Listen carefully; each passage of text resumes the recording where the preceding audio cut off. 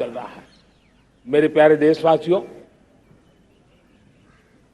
हमारे पास 75 साल का अनुभव है। हमने 75 साल में कई सारी सिद्धियां भी प्राप्त की हैं। हमने 75 साल के अनुभव में नए सपने भी संजोए हैं, नए संकल्प भी लिए हैं। लेकिन अमृतकाल के लिए हमारे मानव संसाधन का ऑप्टिमम आउटकम कैसे हो, हमारी प्राकृतिक संपदा का ऑप्टिमम आउटकम कैसे हो, इस लक्ष्य को लेकर के हमें चलना है। और तब मैं पिछले कुछ सालों से अनुभव से कहना चाहता हूं, आपने देखा होगा आज अदालत के अंदर देखिए, हमारी वकील के क्षेत्र में काम करने वाले हमारी नारी शक्ति किस ताकत के साथ नजर आ रही है। आप ग्रामीण क्षेत्र में जनप्रतिनिधि के रूप में देखिए, हमारी नारी शक्ति किस मिजाज से, समर्पित भाव से अपनी गांवों की समस्याओं को सुलझाने में लगी हुई है। आज ज्ञान का क्षेत्र देख लीजिए, विज्ञान का क्षेत्र देख लीजिए, हमारे देश की नारी शक्ति सिरमौर नजर आ रही है।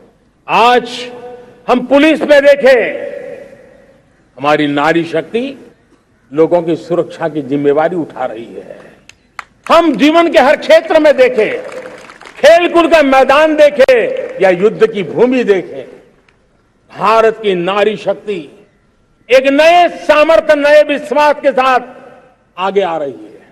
मैं इसको भारत की 75 साल की जो यात्रा में जो योगदान है, उसमें अब कई गुना योगदान आने वाले 25 साल में मैं मेरी नारी शक्ति का देख रहा हूं, मेरी माताओं, बहनों का, मेरी बेटियों का देख रहा हूं। और इसलिए ये सारे हिसाब किताब से ऊपर है, सारे आपके पैरामीटर से अतिरिक्त है।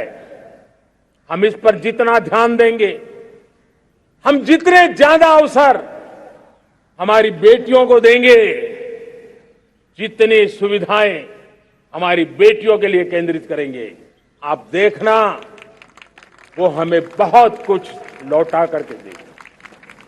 वो देश को इस ऊंचाई पर ले जाएगी। इस अमृत काल में जो सपने पूरे करने में जो मेहनत लगने वाली है, अगर हमारी नारी शक्ति की मेहनत जुड़ जाएगी, व्यापक रूप से जुड़ जाएगी, तो हमारी मेहनत कम होगी, हमारा समय सीमा भी कम हो जाएगी, हमारे सपने और तेजस्वी होंगे, और ओजस्वी होंगे, और दैदीप्यमान होंगे। और इसलिए आइए साथियों, हम जिम्मेवारियों को लेकर आगे बढ़े। मैं आज भारत के संविधान के निर्माताओं का भी धन्यवाद करना चाहता हूं, तो उन्होंने जो हमें फेडरल स्ट्रक्चर दिया है, उसके स्पिरिट को बनाते हुए, उसकी भावनाओं का आदर करते हुए हम कंधे से कंधा मिला करके इस अमृत काल में चलेंगे, तो सपने साकार होकर के रहेंगे। कार्यक्रम भिन्न हो सकते हैं, कार्यशैली भिन्न हो सकती है, लेकिन संकल्प भिन्न नहीं हो सकते। राष्ट्र के लिए सपने भिन्न नहीं हो सकते। आइए हम एक ऐसे युग के अंदर आगे बढ़े। मुझे याद है, जब मैं गुजरात का मुख्यमंत्री था, केंद्र में हमारे विचार की सरकार नहीं थी, लेकिन मेरे गुजरात में हर जगह पे मैं एक ही मंत्र लेके चलता था कि भारत के विकास के लिए गुजरात का विकास, भारत का विकास हम कहीं पर भी हो, हम सबके मन मस्तिष्क में रहना चाहिए। हमारे देश के कई राज्य हैं जिन्होंने देश को आगे बढ़ाने में बहुत भूमिका अदा की, नेतृत्व किया है, कई क्षेत्रों में उदाहरण काम किए हैं। ये हमारे फेडरलिज्म को ताकत देते हैं। लेकिन आज समय की मांग है कि हमें कोऑपरेटिव फेडरलिज्म के साथ साथ कोऑपरेटिव कॉम्पिटिटिव फेडरलिज्म की जरूरत है। हमें विकास की स्पर्धा की जरूरत है।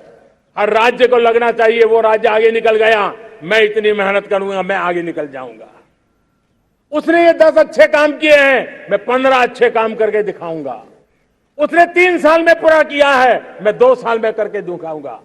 हमारे राज्यों के बीच में, हमारी सर्विस सरकार की सभी इकाइयों के बीच में वो स्पर्धा का वातावरण चाहिए जो हमें विकास की नई ऊंचाइयों पर ले जाने के लिए प्रयास करे। मेरे प्यारे देशवासियों, इस 25 वर्ष का अमृतकाल के लिए जब हम चर्चा करते हैं, तब मैं जानता हूं चुनौतियां अनेक है, मर्यादाएं अनेक है, मुसीबतें भी है, बहुत कुछ है। हम इसको कम नहीं आंकते हैं, रास्ते खोजते हैं, लगातार कोशिश कर रहे हैं, लेकिन 2 विषयों को तो मैं यहां आज चर्चा करना चाहता हूं। चर्चा अनेक विषयों पर हो सकती है, लेकिन मैं अभी समय की सीमा के कारण 2 विषयों पर चर्चा करता हूं। और मैं मानता हूं हमारे इन सारी चुनौतियों को कारण, विकृतियों के कारण, बीमारियों के कारण इस 25 साल का अमृतकाल, उस पर शायद अगर हमने समय रहते नहीं चेते, समय रहते समाधान नहीं किए, तो वो ये विकराल रूप ले सकते हैं। और इसलिए मैं सबकी चर्चा न करते हुए 2 पर जरूर चर्चा करना चाहता हूं। एक है भ्रष्टाचार, दूसरा है भाई भतीजावाद, परिवारवाद। भारत जैसे लोकतंत्र में जहां लोग गरीबी से जूझ रहे हैं, जब एक तरफ से देखते हैं कि एक तरफ वो लोग हैं जिनके पास रहने के लिए जगह नहीं है, दूसरी तरफ वो तरह लोग हैं जिनको अपना चोरी किया हुआ माल रखने के लिए जगह नहीं है। ये स्थिति अच्छी नहीं है। और इसलिए हमें भ्रष्टाचार के खिलाफ पूरी ताकत से लड़ना है। पिछले 8 वर्षों में डायरेक्ट बेनिफिट ट्रांसफर के द्वारा, आधार, मोबाइल, इन सारे आधुनिक व्यवस्थाओं का उपयोग करते हुए 2 लाख करोड़ रुपए जो गलत हाथों में जाते थे, उसको बचा करके देश की भलाई के लिए काम लगाने में हम सफल हुए हैं। जो लोग पिछली सरकारों में बैंकों को लूट लूट करके भाग गए, उनकी संपत्तियां जब्त कर करके वापस लाने की कोशिश कर रहे हैं। कईयों को जेलों में जीने के लिए मजबूर करके रखा हुआ है। हमारी कोशिश है जिन्होंने देश को लूटा है उनको लौटाना पड़े, वो स्थिति हम पैदा करेंगे। भाइयों बहनों, अब भ्रष्टाचार के खिलाफ मैं साफ देख रहा हूं कि हम एक निर्णायक कालखंड में कदम रख रहे हैं। बड़े बड़े चमरबंदी भी बच नहीं पाएंगे। इस मिजाज के साथ भ्रष्टाचार के खिलाफ एक निर्णायक कालखंड में अब हिंदुस्तान कदम रख रहा है। और मैं लाल किले की प्राचीर से बड़ी जिम्मेवारी के साथ कह रहा हूं। और इसलिए भाइयों बहनों, भ्रष्टाचार दीमक की तरह देश को खोखला कर रहा है। मुझे इसके खिलाफ लड़ाई लड़नी है, लड़ाई को तेज करना है, निर्णायक मोड़ पे लेकर के ही जाना है। तब मेरे 130 करोड़ देशवासी, आप मुझे आशीर्वाद दीजिए, आप मेरा साथ दीजिए। मैं आज आपसे साथ मांगने आया, आपका सहयोग मांगने आया हूं, ताकि मैं इस लड़ाई को लड़ पाऊं, इस लड़ाई को देश जीत पाए और सामान्य नागरिक की जिंदगी भ्रष्टाचार ने तबाह करके रखी हुई है। मैं मेरे इन सामान्य नागरिक की जिंदगी को फिर से शान बान शान के लिए जीने के लिए रास्ता बनाना चाहता हूं। और इसलिए मेरे प्यारे देशवासियों,